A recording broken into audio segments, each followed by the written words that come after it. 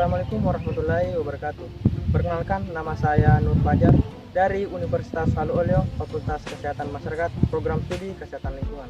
Oke, baik, pada kesempatan ini saya akan mempresentasikan hasil penelitian dengan judul jurnal Pengaruh Limbah Domestik dan Pertanian terhadap Air Tanah Bebas di Kabupaten Bandung. Oke, baik, yang pertama latar belakang. Di Kabupaten Bandung merupakan sebuah daerah yang padat penduduknya. Menurut data BPS, Badan Pusat Statistik menunjukkan bahwa jumlah penduduk di Kabupaten Bandung mencapai 3.400.000 lebih jiwa atau 7,51% penduduk di wilayah Jawa Barat.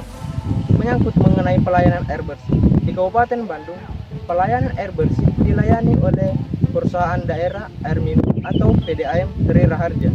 Pelayanan dari PDAM Tri Raharja ini masih sangat rendah karena hanya dapat melayani sekitar 19% dari jumlah wilayah pelayanan. Jadi, masyarakat yang tidak memperoleh pelayanan dari PDAM ini umumnya menggunakan air tanah dengan cara membuat sumur bor atau sumur gali. Air tanah yang digunakan masyarakat ini adalah air tanah bebas atau air aquifer tidak tertekan. Air aquifer ini sangat mudah dipengaruhi oleh lingkungan. Hal ini dikarenakan antara air yang ada di aquifer dengan air yang ada di permukaan tanah hanya dilapisi batuan yang tidak kedap air, sehingga sangat mudah terkontaminasi oleh pencemar seperti dari tangki septik ataupun air limpasan. Yang kedua, metode pemilihan sumur penduduk berdasarkan pada hasil pemantauan dari kepadatan penduduk menggunakan citra satelit dari aplikasi Google Earth yang kemudian selanjutnya disesuaikan dengan kondisi yang ada di lapangan pada saat akan mengambil contoh. Parameter yang digunakan untuk mengukur kualitas air itu, yang pertama TSS total solid tersuspensi, yang kedua TDS total partikel solid, yang ketiga senyawa nitrogen, dan yang keempat pH. Parameter TSS merupakan total solid dalam bentuk tersuspensi seperti lumpur ataupun organik halus. TSS ini merupakan sebuah parameter yang mengukur apakah dalam air tersebut mengandung bakteri, nutrien, pestisida ataupun organik halus di dalam air. Seperti yang kita lihat pada tabel di samping ini menunjukkan bahwa standar baku mutu untuk air minum TSS ini berada pada titik konsentrasi 50 mg per liter. Dari tabel menunjukkan bahwa yang memenuhi standar baku mutu air minum itu berada pada 5 lokasi. Lokasi yang pertama pada titik KB 13, KB 16, KB 18, KB 20, dan KB 21. Parameter kedua TDS. TDS dalam air ini dalam bentuk terlarut. TDS ini menunjukkan bahwa apakah di dalam air ini mengandung karbonat, bikarbonat, magnesium, ataupun ion organik.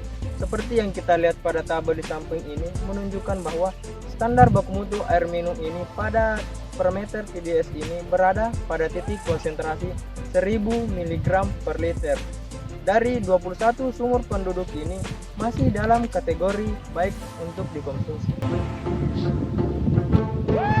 Parameter yang ketiga yaitu senyawa nitrogen.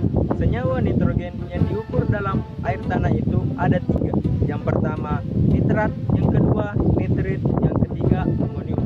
Senyawa-senyawa tersebut berasal dari urin, feses, dan pupuk limbah pertanian. Dari 21 sumur penduduk hanya 2 senyawa yang terdeteksi. Yang pertama itu nitrat dan yang kedua amonium. Menurut standar baku mutu air minum untuk yang mengandung nitrat ini berada pada titik konsentrasi 50 mg per liter. Sedangkan air sumur yang mengandung senyawa amonium itu berada pada titik konsentrasi 0,5 mg per liter. Yang keempat, pH. pH merupakan suatu istilah universal yang dimana mengatur bahwa apakah di dalam air itu termasuk basa ataupun alkali suatu larutan, yang dimana ditentukan keberadaan ion hidrogen. Standar baku mutu air minum pada pH ini menurut Peraturan Pemerintah Republik Indonesia Nomor 82 Tahun 2001 tentang pengolahan kualitas air dan pengendalian pencemar air adalah antara 6 sampai 9. Selanjutnya, kesimpulan.